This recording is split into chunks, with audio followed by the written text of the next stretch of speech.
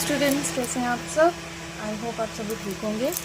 तो जैसा कि आप देख रहे हैं, आज हम करेंगे क्वेश्चन नंबर 2, एक्सरसाइज 2.2 का लास्ट क्वेश्चन है। 2 ही क्वेश्चन थे इस एक्सरसाइज में, जिसमें से आज हम करेंगे हमारा सेकंड क्वेश्चन। और सेकंड क्वेश्चन का जो फर्स्ट पार्ट है वो मैंने यहाँ पे लिया है। सबसे पहले मैं यहाँ क्वेश्चन रीड करके आपको समझाऊंगी कि क्वेश्चन हमें क्या कहना चाह रहा है।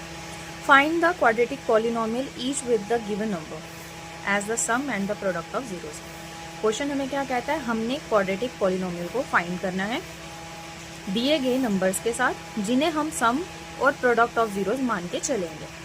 ये इन्होंने हमें सम ऑफ जीरो दिया है और ये इन्होंने हमें प्रोडक्ट ऑफ जीरो दिया है। तो आइए इसे स्टार्ट करते हैं। सबसे पहले हम सॉल्यूशन लिखेंगे। और सॉल्यूशन हम कैसे स्टार्ट करेंगे, हमें इन्होंने कहा है कि हमारे ये सम ऑफ जीरोस हैं और प्रोडक्ट ऑफ जीरोस हैं, बट हमारे पास जीरोस नहीं है।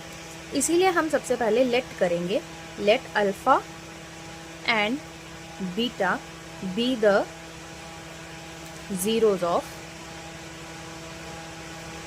Quadratic polynomial.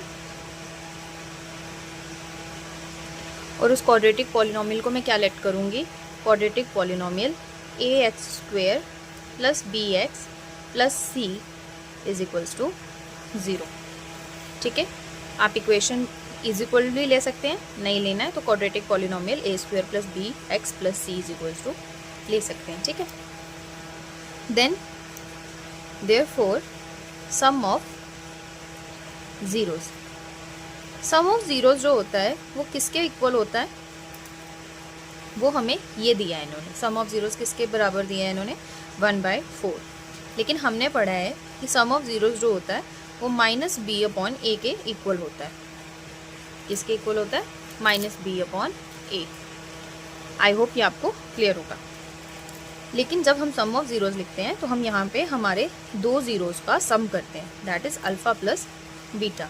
और अल्फा बीटा के अकॉर्डिंग हमारे यहाँ पे किसकी वैल्यू बन रही है, ये बन रही है हमारे 1/4 is equals to minus B upon ए।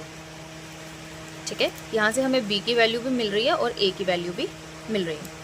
अब second thing is product of zeros. Product of zeros, product of zeros जो है वो इन्होंने हमें किसके बराबर दिया है, 1 के बराबर दिया है, जो कि किसके इक्वल होता है, c upon a, that is constant upon coefficient of x square. ठीक है, और अगर मैं इसको इस तरह से लिखूं तो ये आता है alpha beta, alpha beta is equals to 1 is equals to c upon a। ठीक है, समझ आया। लेकिन अगर आप ध्यान से देखें, b की वैल्यू यहाँ पे 1 है। ठीक है, और जो हमारा a है वो हमें कितना दिया है, 4। लेकिन यहाँ पे a कितना दिया है हमें, 1। तो इसे हमें 4 करना होगा, इसे हमें क्या कंसीडर करना होगा, 4 करने के लिए, क्योंकि यहाँ पे भी 4 है, यहाँ पे भी हमें 4 लाना होगा। तो हम क्या करेंगे, हम न्यूमिनेटर और डिनोमिनेटर को सेम नंबर से मल्टीप्लाई करेंगे। तो हमारी वैल्यू क्या बन जाएगी, 4/4। आपने इसको कट नहीं करना है, वो दोबारा से सेम बन जाएगा। आपने इसको क्यों किया, क्योंकि हमारे पास a की वैल्यू डिफरेंट नहीं हो सकती। ठीक है, इसीलिए हमने क्या किया, a को 4 करने के लिए हमने न्यूमिनेटर और डिनोमिनेटर को सेम नंबर से मल्टीप्लाई कर लिया। ये आ गया 4/4। आई होप ये आपको क्लियर होगा। Now a is equals to 4, b is equals to -1। -1 क्यों हुआ, ये आपको भी यहाँ पे समझ आना चाहिए, क्योंकि अगर हमारे पास यहाँ फॉर्मूले का माइनस है तो हमारे पास यहाँ भी अंदर माइनस होगा, माइनस माइनस प्लस, तभी हमारा यहाँ पे +1 है। That's why I am taking b is equals to -1, c is equals to 4। Clear. तो अब हमारी क्वाड्रेटिक पॉलिनोमियल क्या बनती है, देयरफॉर हमारी क्वाड्रेटिक पॉलिनोमियल क्या बनेगी, 4x² minus x plus 4 is the quadratic polynomial of the given number. Clear? I hope ये आपको समझ आया होगा फर्स्ट पार्ट हमने कैसे किया। अगर अभी भी आपको कन्फ्यूजन है तो आइए देखते हैं सेकेंड पार्ट, आपको थोड़ा जो डाउट रह रहा होगा वो भी क्लियर हो जाएगा। सो बच्चे जैसे आप देख रहे हैं हमारे पास यहाँ पे सेकेंड पार्ट है। सेकेंड पार्ट है हमारा √2, 1/3, ठीक है। और जो हमने फर्स्ट पार्ट पहले किया है बच्चे, वहाँ पे मैंने 1 ले लिया था गलती से, वहाँ पे -1 है, ठीक है। आप वहाँ पे जाकर उस पार्ट को चेंज कर सकते हैं। आपने जहाँ पे C4 लिया था आपने बस वहाँ पे -4 लेना है, ठीक है। अच्छा, सेकेंड पार्ट देखिए हम कैसे करेंगे। अगेन हमारे पास ज़ीरोज़ नहीं है। सबसे पहले हमने क्या करना है, late alpha and beta be the zeros of quadratic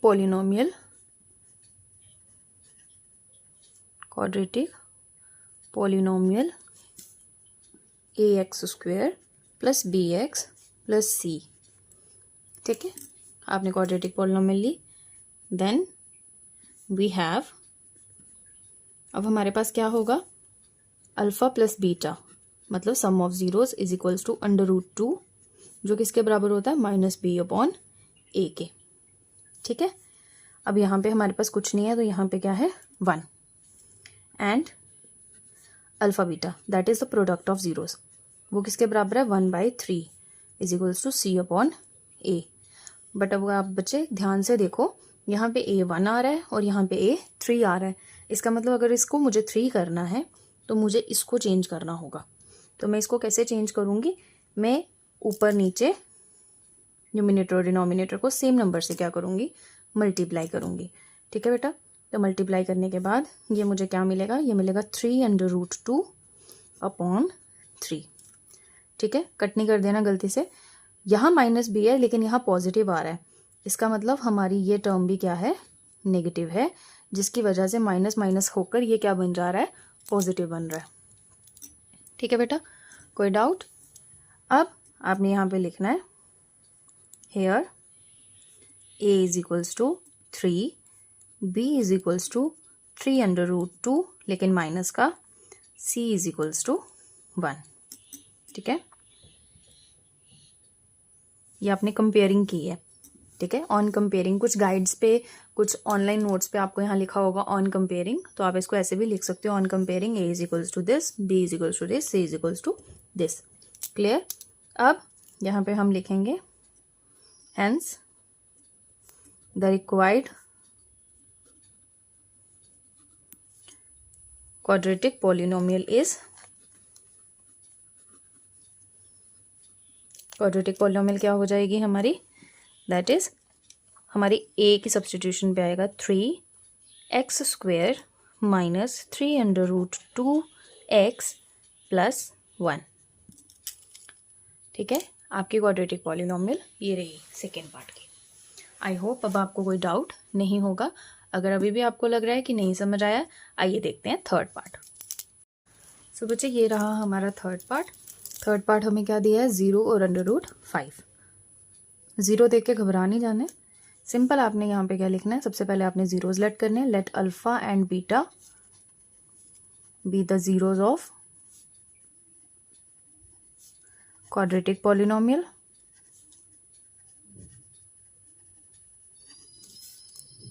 ax² + bx + c we have, then we have हमारे पास क्या आ जाएगा, alpha plus beta is equals to 0, और ये किसके बराबर होगा, -b/a।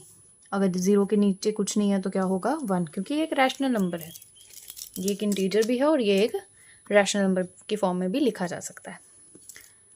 And alpha beta that is the product of 0 is equals to √5 is equals to c/a, और यहाँ पे भी a क्या आ जाएगा, 1। हमें कोई भी चेंज करने की यहाँ पे ज़रूरत बच्चा नहीं पड़ेगी। उसका रीज़न बिल्कुल क्लियर है। उसका रीज़न ये है कि जो आपका a है वो दोनों में क्या आ रहा है, सेम आ रहा है, 1 और 1, ठीक है। ऑन कंपेयरिंग मैंने आपको 3 तरह से लिख के बताया है ये क्वेश्चन। पहले मैंने किसी और तरह से लिखा था, सेकंड में मैं किसी और तरह से लिख रही हूँ, थर्ड में देखो आप लैंग्वेज यही यूज़ करोगे, ठीक है ना। On comparing a is equals to 1, b is equals to 0, c is equals to √5। ठीक है बेटा। अब हेंस द रिक्वायर्ड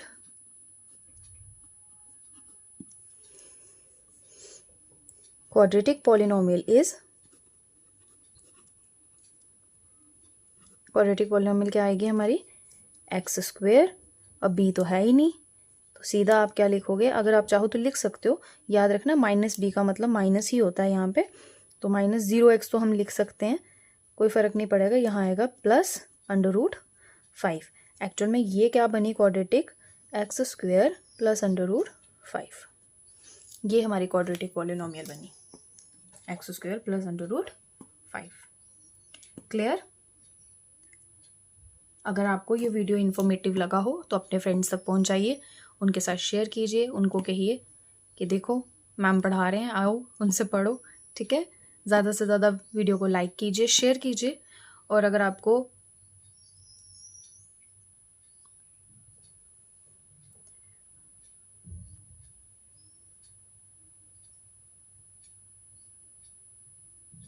ज़्यादा से ज़्यादा बने रहिए हमारे चैनल मैथ्स वर्ल्ड के साथ, जिसका उद्देश्य है सबके डाउट्स क्लियर करना। मैथ्स में किसी का डाउट नहीं रहना चाहिए। Thank you, have a nice day. जय हिंद, जय भारत, राधे राधे।